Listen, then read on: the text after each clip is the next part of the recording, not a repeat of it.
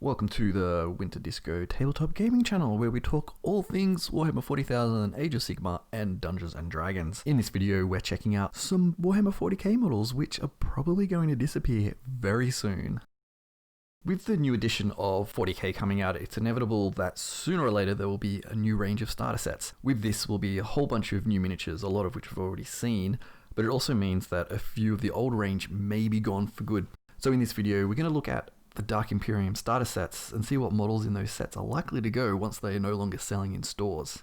When 8th edition dropped, several starter sets at various price ranges came out. So you had like the big box being Dark Imperium with a ton of models. Then you had No Fear being a cut down version, sort of about half the size of Dark Imperium. And then also First Strike, which was a very compact box with just a handful of models. They were all a great way to not only get into the hobby, but also to pick up some cheap models for a Space Marine Primaris or Death Guard army. While they appear to be no longer available on the Games Workshop store as the time of this recording, you can still pick them up at various locations, but I would have a guess and say that they're no longer being produced. The models may get released in the future, but I highly doubt that. So if you want to get your hands on them, I would get onto it as quick as you can. So let's have a look at the models that were in these boxes and are likely to just vanish off the face of the planet. Firstly, we're going to check out the Primaris. So you do get a bunch of different characters in the whole range of these box sets.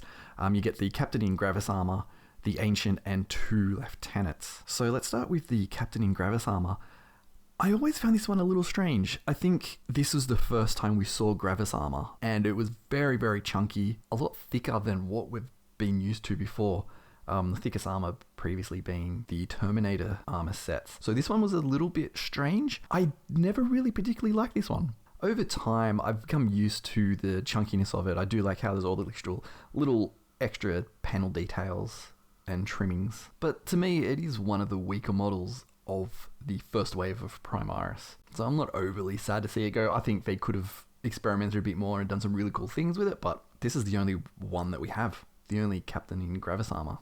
One of the other ones we have is the Primaris Ancient. The banner is just beautiful. I love how they've gone the way with putting the details in the model itself. So all that squirrel work, the laurels, all the patches at the bottom of the banner are part of that, and I really did like that. I think that was very much appreciated because banners are not easy to do. I know with some of the Forge World transfer sheets, you do get banners on the transfer sheet, so you can actually put the transfer on, which is kind of cool, but at the same time, I love that extra detail, and I was actually really happy with that. So it is a fairly strong model, and I doubt that's going to be available. We do have the new Blade Guard Ancient, which has the bones and the skulls as more of a totem than a banner. I do love my banners. If you've seen my video about the new 40k art, and I go on a little bit about banners, so I think all models should have banners on their backpacks, but that's just my own personal opinion. And then we have the 2 lieutenants, the first of many, many, many lieutenants. So you can always pick up more models, but I particularly like the one I've put here on the left. It's a very strong pose. There is a similar one that you can get. I'm pretty sure it is exactly the same model, but just the pose is different. It's facing to its right hand side and moving forward with its sword. So these are character models which will no longer be available. So there are a bunch of units as well, but these will be phased out. You can still get some through the easy to build kits, and I may do a video specifically on the easy to build kits. So in the Dark Imperium, No Fear, and First Strike box sets, you do get the Hellblasters, the Intercessors, and some Inceptors. You can buy those separately, but they are completely different kits. So they're not going away, it's just those specific models of them are. So you can still pick them up if you need to. Then we get onto the Death Guard. So the Death Guard had a bunch of characters in here, and a bunch of units that are not going to be available, which is really sad. Because I think one of the reasons I got back into 40k was the Death Guard models. I think they're just brilliant. I'd been out of the hobby for so long, almost close to 20 years. So coming back and seeing these models compared to what they used to look like, this was just an absolute joy. So you get the Lord of Contagion, the Contagion Lord in the middle there. On the left-hand side, you do have the Malignant Plaguecaster, and the other one, which is the Bellboy, is the Noxious Blightbringer. Obviously, the models for Death Guard are just stunning. I think you can do so much more with Chaos than you can do with the Imperium. And the way that the Imperium has, particularly the Space Marines, they try to keep them fairly clean.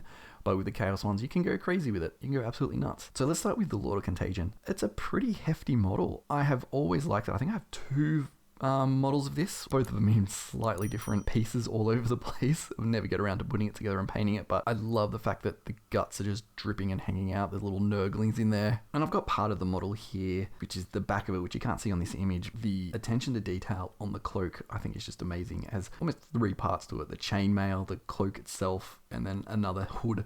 And it's just all torn up and ripped. Just the attention to detail, I think, is just brilliant. And this is across the entire range of the Death Guard. So they also have the Malignant Plaguecaster shooting out a big ball of fog and mist and just stuff.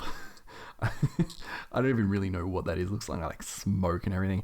But again, you have just so much detail there. The guts hanging out of like a giant mouth in its stomach. Again, that model is very, very strong, simply because of just the ability that they have to just experiment and come up with new crazy bits and pieces.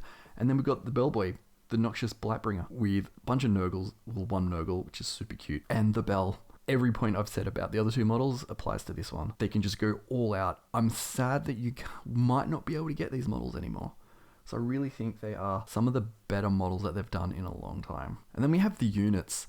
So we have the Plague Marines here, which are all easy to build, sort of just put in and that's what you get. By the looks of it, you're not going to be able to get these again once these boxes sell out. But you can always buy the box of just dedicated Plague Marines, like the multi-part kit.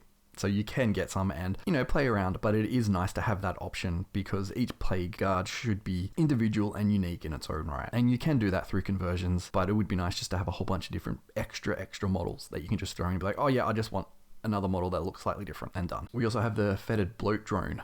So the one in the top there is the one you get in the boxes, which comes in the Dark Imperium and No Fear box. It's only got the 2 guns on there, but you can get the multi-part kit. So again, it's not completely gone. It's just this particular version. And then one of the saddest things are the Poxwalkers. The Poxwalkers have so much character in them, and it's going to be really sad that you can only buy 6 in the easy to build kits. I just think that's really, really sad because there's so much you can do to explore these types of models because you use them en masse in at least units of 10 to 20. I couldn't see why you'd want to go any less than that.